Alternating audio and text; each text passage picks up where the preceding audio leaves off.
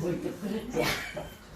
노래는 그런 거다겠지. 아마 제 생각에는 저녁 먹기 전까지는 기초만 하고, 그러니까 전반적인 지금 방석을 만들고 있는 거예요. 그러니까 제가 기초 공사를 하고 있는 거고, 이제 저녁에는 후다닥 건물 짓고 끝낼게요.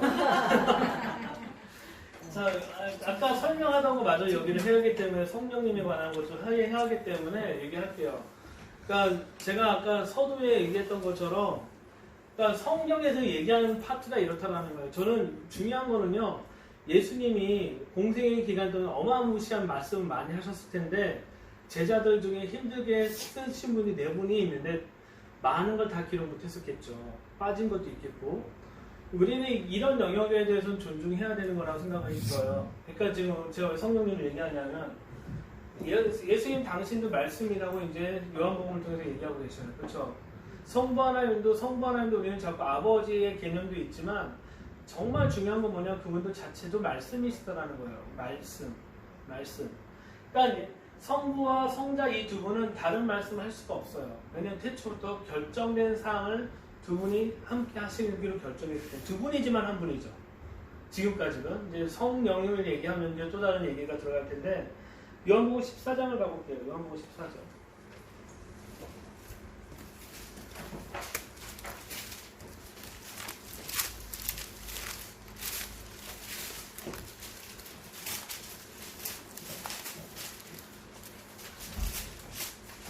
14장 16절 17절이에요. 14장 16절 17절 14장 16절 17절 다 찾으셨죠? 같이 읽겠습니다. 시작. 내가 아버지께 구하겠으니 그가 또 다른 보혜사를 너희에게 주사 영원토록 너희와 함께 있게 하리니 그는 진리의 영이라. 세상 능히 그를 받지 못하나니 이는 그를 보지도 못하고 알지도 못하노라. 그러나 너희를 아나니 그는 너희와 함께 거하시며 또 너희 속에 계시겠습니다. 아멘. 16절에 내가 아버지께 구하니 그가 더 다른 보혜사를 너희에게 주사 영원토록 너희와 함께. 지금 보혜사 성령님 우리와 함께 계셔요. 저는 진리의 영이다라고. 진리라는 건 아까 제가 얘기했잖아요. 진리의 영역. 여기 우리는 이 성령님을 자꾸 레마의 영역으로만 인정하고 있는데 실은 성령님 또한 진리예요. 진리라는 걸 우리가 하게 된다면 진리의 영이라는 분은 분명히 뭐가 해야 되냐면 성부, 성자 이 두 분과 동일한 언어를 쓰시고 동일한 말을 쓰셔야 되는 분이 바로 성령님이어야지만 되는 거죠. 자, 보면은 17절 계속 읽어볼게요. 진리의 영이라 능히 세상은 능히 저를 받지 못한다고. 세상은 받을 수가 없어요. 왜냐하면 진리의 영역이니까. 세상 자체는 하나님 말씀 받아요, 안 받아요? 안 받죠. 자체가 그 세상의 인본 중에 가장 표현적인 건 뭐예요? 진화론이잖아요. 하나님을 믿는 사람은 창조론이고 구분되잖아요, 정확하게. 진화론이기 때문에 모든 걸 다 인간의 어떤 그 발전과 어떤 우연 발생으로 생긴 거라고 표현하는 거죠. 그래서 보면은 저를 보지도 못하고 알지도 못합니다. 그러나 너희는 저를 아나니 저는 너희와 함께 거하시며 또 너희 속에 계십니다 라고 얘기를 해요. 그래서 이 진리의 영께서는 지금 여러분과 함께 계시고 계십니다. 그래서 26절 한번 읽어볼게요. 26절 같은 장 26절 시작. 보혜사 곧 아버지께서 내 이름으로 보내신 성령 그가 너희에게 모든 것을 가르치고 내가 너희에게 말한 모든 것을 생각나게 하리라. 자, 성령님은 여기서부터 이제 시작되게 돼요. 그가 모든 것을 가르치시고 생각나게 한다는 것이 중요한 거는 누구의 말을 생각나게 하는 거예요? 성자. 아버지께서 보내신 성령 그가 그에게 가르치고 내가 누구예요? 예수님이 너에게 한 말을 생각나게 한다라고 하는 것이 바로 성령님이잖아요. 그러면 이 성부, 성자 이 두 분이 다른 말씀하신 게 아니에요. 결국은 무슨 얘기예요? 예수님이 얘기하신 것이 곧 성부 하나님께서 얘기하신 것 유일하게 얘기하시겠다라고 지금 성령님에 대해서 자꾸 이제 설명하고 있어요.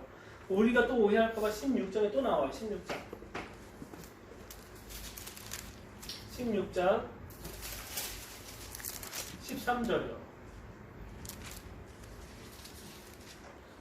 13절 같이 읽어볼게요. 16장 13절 시작. 그러나 진리의 성령이 오시면 너희가 너희를 모든 진리 가운데로 인도하시니 그가 스스로 말하지 않고 오직 들은 것을 말하며 장래를 너희에게 알리시리라.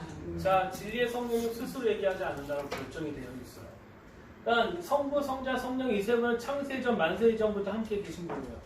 함께 계셨고 함께 모든 걸 하기로 결정하셨는데 성령님은 다른 얘기 하시는 걸 좋아하실까요? 안 좋아하실까요?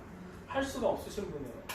중요한 거는 성부 하나님의 언어와 성자 예수님의 언어와 성령의 그 이 세 분의 언어는 똑같아요. 왜냐하면 말씀이 육신이 되시고 조용히 해요? 조용히 해요? 아, 시리가 대답을 해서 똑같단 말이에요. 그러니까 성령님은 다른 얘기를 할 수가 있는 분이 아니란 말이에요. 성령님 지금 여러분 안에 계시는데 중요한 거는 여러분이 이런 영역들을 가지고 있으면은 이 언어를 여러분에게 얘기할 수 있어요. 근데 우리가 킹덤의 언어를 담고 있지 않으면요, 요한의 언어로 얘기해 줘야 돼요. 이해되세요? 하나님은 당신의 언어로 우리에게 가르치고 싶은데 우리가 영적으로 너무 어려워 있으면은 그 아이를 밥을 먹이기 위해서 뭐 먹이냐면 사탕을 줄게 밥 먹어요. 본질은 뭘 먹이기 위해 있는 거예요? 밥을 먹이는 거예요. 근데 아이는 사탕을 먹는 게 본질이에요. 그것이 지금 성령님이 하고 있는 역할이었단 말이에요.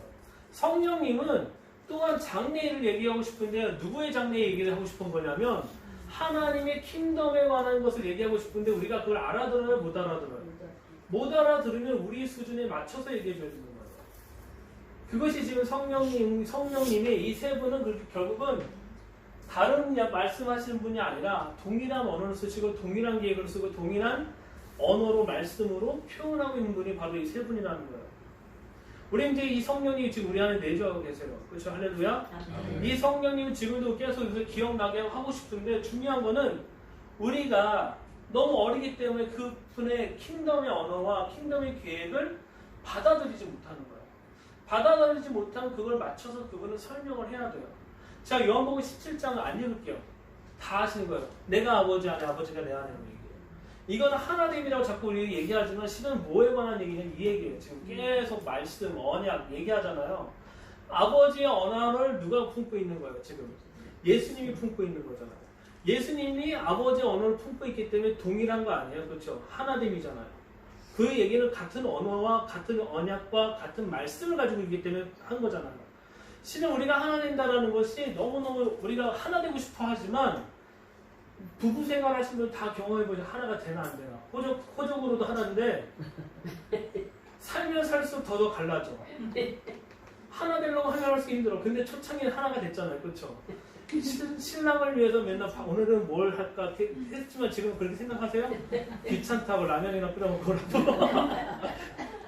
우리 안에는 하나됨이란 주제를 자꾸 뭘로 생각하냐면 이런 식으로 생각하고 용서와 연합으로 생각하지만 성경을 얘기하면 제가 이제 나중에 경배대로까지 얘기할 텐데 그 경배대로에 대해서 얘기하면서 좀 더 나아가도록 할게요. 그러니까 하나됨이라는 것은 언약으로 말씀으로 하나됨을 표현할 수 있다는 거예요. 여러분의 삶 가운데 하나가 될 수 있는 유일한 방법은 같은 말씀, 같은 언어, 같은 계획을 품을 때 하나가 될 수 있어요. 절대 먹는 걸로 하나가 될 수 없고요. 용서를 구하잖아요. 평생 안 돼요. 제가 2006년부터 봤잖아요. 한중일이 맨날 예루살렘에 가서 용서를 구했어요. 지금도 해요. 얼마나 더 해야 될지 모르겠어요. 제가 그걸 부정을 나쁘다가 얘기하는 게 아니라 그 노력은 되게 좋은데 본질적인 접근이 뭐냐는 거예요. 지금 우리가 그래서 이 부분이 필요한 부분이에요. 그래서 우리가 성령님의 인도하심을 받는다라는 것은 결국 말씀의 이끌림을 받는 거고 그분의 언약의 이끌림을 받는 거고 그분의 장래일을 얘기하는 것이 무엇이냐면 우리의 예언을 하는 것이 아니라 감년의 앞에 미래를 얘기하는 것이 아니라 장차 하나님이 하고 싶은 것이 장래일이잖아요. 할렐루야. 오순절날 성령이 임하고 예언하는 것은 다 그 장래에 관한 얘기인 것이지 내가 좀 이따가 치킨을 먹을지 안 먹을지 그런 예언할 필요가 없는 거잖아요. 그렇잖아요. 근데 우리는 이거를 지금까지 받아왔으니까 이 언어를 다시 교정해보자는 거예요. 교정. 이제 하나님의 장래일을 얘기하는 부분에 대해서 설명하는 거예요. 그래서 하나님은 이 시대에 이런 사람들이 있었는데 여기 집어내죠? 네.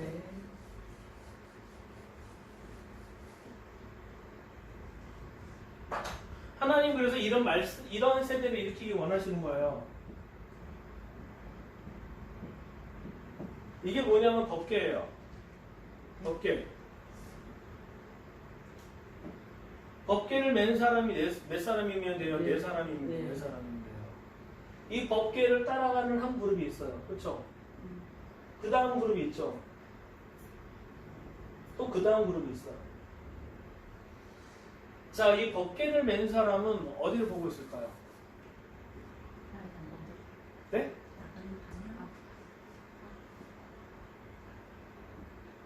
두 개가 있어요. 구름기둥과 불기둥. 구름기둥과 불기둥은 반드시 방향은 어디에 디렉션을 갖고 있냐면은 가나안 땅에 있어요. 비록 돌지라도. 이해되시죠? 근데 중요한 거는 구름기둥과 불기둥이라는 자체는 타임인데, 시간인데 누구에게 속한 시간이에요? 하나님에게 속한 시간이에요. 이스라엘 백성이 광야 40년 기간 동안에 23번에서 28번 멈췄다고 그래요. 그러면은 중요한 건 언제 멈출지 모르는 거예요. 여기서 한 1년 정도 멈출까 했는데 바로 떠나고, 여기서 금방 떠나겠자고 지금 대충 풀고 있는데 벌써 3년 있고, 막 이런 일이 발생하는 게 광야 생활이잖아요. 시간은 주체가 하나님이라는 것이 여기 보여주고 있는 거예요. 그래서 언약을 맨 사람들은, 법궤를 맨 사람들은 반드시 어디를 보냐면 구름기둥과 불기둥을 봐요. 절대 모세가 앞장서지 않아요. 할렐루야? 모세가 앞장서지 않아요. 이 법궤를 메는 사람은 그냥 언약궤를 메고 갈 때, 언약궤를 대충 메고 갈까요? 덜렁덜렁? 아니요. 그들의 전 세포는, 이 어깨는 이 안에 집중해요. 다른 말로 언약의 무게를 지고 산단 말이에요. 언약의 무게를 지고 사는 사람들이 이 뒤쪽에서 무슨 일이 발생하는 거에 관심이 있을까요? 없을까요? 전혀 없어요. 있을 수가 없어요. 이들의 반란의 길을 뭐 하든 간에 여기는 그럴 수가 없어요. 여기는 이제 고앗 자손이에요. 레위 지파 안에는 고앗 자손이란 말이에요. 하나님이 고앗 자손이 정확하게 너희가 성물과 성막과 그 모든 기구들 니네가 매라. 하나님이 지목했어요. 그래서 이 지목한 후손이 또 누구예요? 다윗이 신나게 좋아했던 사람이 있었어요. 오베데돔이잖아요. 가드 사람 오베데돔 하니까 사람들이 다 이방인이라고 한다. 그게 아니라 이방인이 아니라 유대인이에요. 이스라엘 사람이에요. 고앗 자손이에요. 왜 이 사람들은 법궤를 어깨를 매는 거 알고 있을까요? 아버지가 듣기로는 우리 가문은 무조건 하나님의 성물 법궤를 매면 보면은 어깨에 매된다는 걸 배웠기 때문에. 이해되시나요? 이해되시나요? 이 부분에 대해서? 그러니까 이 법궤를 매는 사람들은 언약에 집중적으로 살 수밖에 없는 거예요. 언약을 매는 삶, 언약의 무게를 느끼고 사는 사람이 누구냐는 거예요, 지금. 그리고 여기 리더십이 있어요, 리더십. 그 다음에 그룹들은 리더십이에요. 리더십은 실은 법궤를, 언약의 무게를 짚고 사는 사람이 아니에요. 아니요. 실은 이 법궤는요, 천으로 덮어져서 아무도 못 봐요. 누가만 느끼냐면 법궤를 맨 사람만이 그 무게를 느끼는 거지. 여기 리더는 이 법궤만 보고 있는 거예요. 법궤에 더 있는 거. 교회 가운데 리더십이 있어요. 그렇죠? 말씀에 집중적, 말씀의 무게를 느끼는 게 아니라 이제 여기에 있는 사람을 어떻게 풀고 갈 건지 고민하는 사람들인 거예요. 여기 말씀의 방향을 보고. 그 다음에 교회 중간 리더가 있잖아요. 중간 리더는 어디를 봐요? 리더를 봐요. 그렇죠? 그 다음 사람은 여기 본단 말이에요. 하나님이 이 언약궤를 매는 세대가 정확하게 서 있으면 나머지 세대도 정확하게 가요. 그래서 저는 이제 이런 거를 이제 기도의 집이라고 표현을 하는 거예요. 기도의 집에서 기도하는 자는 파수꾼이라면 이사야 62장에 부르심이 있다는 언약을 매는 사람이라면 어디에 집중해야 되는 거예요? 언약에만 집중해야 되는 거예요. 여기에 관여하면 돼요? 안 돼요? 전혀 관여할 필요가 없어요. 미안한 얘기죠. 철저하게 하나님의 시간과 하나님의 계획 안에 하나님이 방해하는 그 가나안 땅에 들어가는 구름 기둥의 모든 삶을 맞춰 살아 들어가는 것이 실은 되게 중요한 포인트예요. 이걸 하나님이 부르신 세대라고 생각을 해요. 언약을 매는 세대. 그래서 저는 이제 기도의 집에 관한 세미나하면 이 얘기를 되게 많이 하는데 지금 이 얘기 하는 이유가 왜 그러냐면 여러분 이제 제가 이제 이 기초 단계 끝나면 언약에 들어가잖아요. 이 언약 안에 들어있는 것이 무엇인지 여러분이 이제 심각하게 한번 생각을 해봐야 됩니다.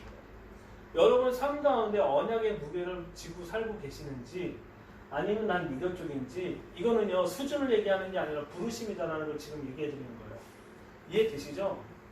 여기 있는 사람들은요 모든 것이 다 언약을 매는 거에 집중해 있어요. 무슨 얘기냐면 언약에 성취되는 거에 집중되어 있지 여기에서 뭔가 막 반란이 일어나는 건 별로 관심이 없어요. 반란은 주로 어디서 났어요? 여기서 났어요.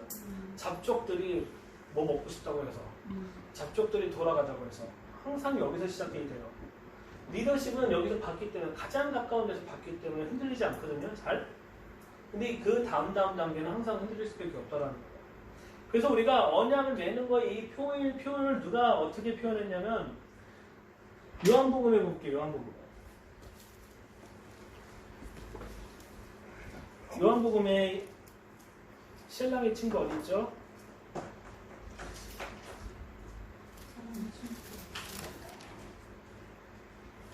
(3장 19절) 3장 29절이요.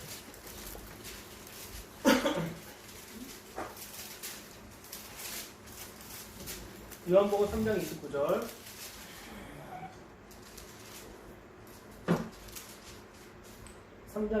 다 찾으셨죠? 같이 한번 읽겠습니다. 시작. 친구를 취한 자는 신랑이나 서서 신랑의 음성을 듣는 친구가 크게 기뻐하니 나는 이러한 기쁨으로 충만하였노라. 자, 아멘. 자, 이 개념이 뭐냐면요. 이스라엘에선 결혼식을 하게 되면요. 후파를 세워요.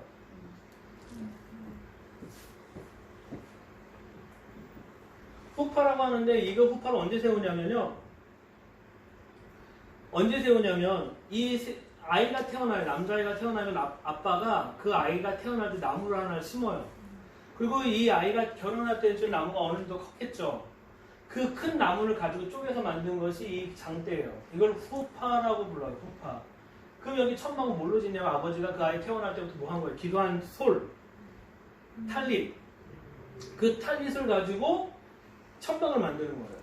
자, 그래서 신랑의 친구는 결혼식 때 어디 서 있냐면 이 후파를 들고 있는 사람이 신랑의 친구예요. 지금은 유대인 이스라엘 가면 너무 화려하게 다 기둥이 두껍게 돼 있잖아요. 그게 아니라 신랑의 친구들이 이걸 들고 서 있는 거예요. 그러면 신랑과 신부가 여기 서 있겠죠. 그렇죠? 자, 이 결혼식 때 신랑의 친구가 어디에 집중해야 돼요? 세운 데 집중하는데 중심을 여기 잡아야 되잖아요. 근데 만약에 신랑의 친구들이 여기 하객 중에 누가 이쁜 사람이 있는지 터나면 이 장막은 어떻게 돼요? 흔들흔들흔들 거리는 거예요. 그러니까 세례 요한이 이 얘기하고 있는 게 뭐냐면 제가 3장 12절 29절 신부를 취하는 자는 신랑이나 그렇죠? 신부를 취하는 자는 신랑이나 서서 신랑의 음성을 듣는 친구가 크게 기뻐한다는 얘기가 바로 신랑의 친구의 역할이 바로 이거다라고 얘기하는 거예요. 신랑의 친구의 역할이 바로 이거다라고 얘기하는 거예요. 여러분 신랑의 친구로 부르심을 받았다라면 여러분 누구한테 집중해야 되는 거예요? 신랑이잖아요. 이 모형을 바로 여기서 갖고 온 거예요. 언약궤를 맨 사람은 이 언약궤가 올바르게 어디 가게 방향을 잡아주는 거예요. 구름기둥이랑 불기둥이에요. 근데 이 언약궤의 최종 목적지는 어디냐면 가나안 땅이잖아요. 이해되시죠? 그래서 언약을 매는 사람, 하나님 말씀을 매는 사람은 정확한 디렉션이 있고 방향을 정해주는 것을 가는 걸 기뻐하며 가는 거예요.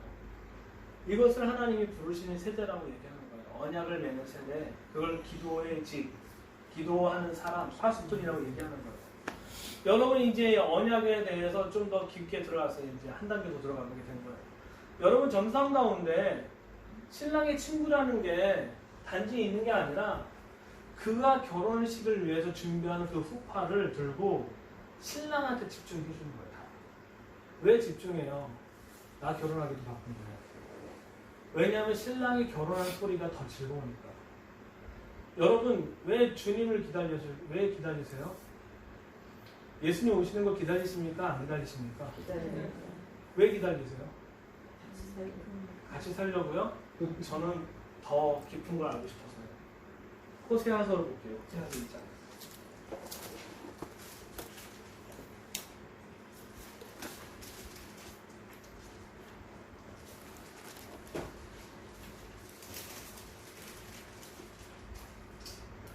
호세아서 2장 16절, 17절. 아니, 그냥 20절만 볼게요. 어차피 좀 이따 언약할 때 제가 다시 다루긴 하겠지만 20절 볼게요. 20절. 다 찾으셨죠? 네. 같이 읽겠습니다. 시작. 진실함으로 내게 장가들으니 내가 여호와를 알리라. 같이 살고 싶기도 하지만 하나님 진짜 알고 싶어요. 아멘. 지금 나는 아는 게 파편이야. 부분이야. 그분과 함께 살면 나는 하나님 진짜 알 것 같아. 그렇기 때문에 엔타임이든 뭐든 상관없어요. 다. 왜냐하면 그분을 알 수 있습니다. 우리가 여호와를 힘써 알고자 하지만 우리가 알고 있는 것은 다 부분적이란 말이에요. 그렇지만 그분이 이 땅에 오시면 그분과 우리가 함께 살게 되면 나는 진짜 하나님의 백성이 되고 그분은 우리의 하나님이 되는 거예요. 나는 하나님 진짜 알 거라 생각이 듭니다. 그렇지 않나요? 왜 결혼을 해요? 데이트하면 끝나지? 결혼과 동시에 뭘 알 수 있어요? 그 사람의 진짜를 알 수 있잖아요. 아닌가요? 박태준상 필요해서 그런 건 아니잖아요. 본질적인 건 알미라잖아요. 안. 우리가 예수님의 재림을 기다리고 있는 이유는 그분이 모든 원수를 제하는 것도 있겠지만 궁극적으로 그분을 알기 위해서인 거잖아요. 그분이 우리와 함께 살 때 우리는 그분을 아는 거기 때문에 이 부분이 있는 거예요. 그러니까 신랑의 친구는 그런 하트를 가지고 있는 거잖아요. 최종적인 결혼식을 통해서 우리는 그분을 아는 거잖아요. 할렐루야. 우리는 그분을 아는 게 목적 아니에요. 진짜 막 토라를 풀던 뭐를 풀던 중요한 건 궁극적으로 그분을 알고 싶어서 하지만 이거는 부분적이고 완전한 그분이 오실 때 우리는 그분을 알 수 있다는 거예요. 우리가 주님의 재림에 대해서 기다리고 소망하는 건 그분을 알기 위해서 있다는 거예요. 그래서 언약궤를 매는 세대가 있다면 언약의 무게를 지고 살아야 돼요. 이거는 분명해요. 근데 지고 안 살잖아요. 왜냐면 힘들어요. 지금 본인의 직업이 아니니까. 혹시 리더십을 부르셨던 리더십을 보면 중요한 거는 이 언약궤를 매는 방향을 봐야지 자꾸 밑에 보면 돼요, 안 돼요? 안 되는 거예요. 이 낀 세대는 여기에 보겠지만 항상 이 모든 것은 여기에 맞춰진 삶을 살 때 하나님이 반드시 그 길을 인도하시고 이끄실 거라는 거죠. 여러분 전상 가운데 하나님의 언약을 매는 삶이 경험되었으면 좋겠습니다. 꼭 기도하라는 게 아니라 그 언약의 무게가 무엇인지 느껴보고 살았으면 좋겠습니다. 그리고 그 언약의 무게를 느끼면서 또 한 가지 뭐 해야 되냐면 신랑의 소리를만 듣고 기뻐할 수 있어야 되는 거예요. 왜냐하면 결국은 그분과 결혼하고 그분과 함께 살 때 우리는 그분을 알기 때문에 그래요. 건전한 종말론은요, 누구 없애고 뭐 팔고가 아니라 진짜 그분을 알고 싶을 때 건전한 거예요. 근데 만약에 여기서 틀어버리잖아요. 안 되는 거잖아요. 그렇죠? 성경은 분명히 이렇게 써 있어요. 우리가 하나님을 알게 되는 게 얼마나 기뻐요. 안 그렇습니까? 안 그렇습니까? 네. 그런 기념으로 5분 쉬겠습니다.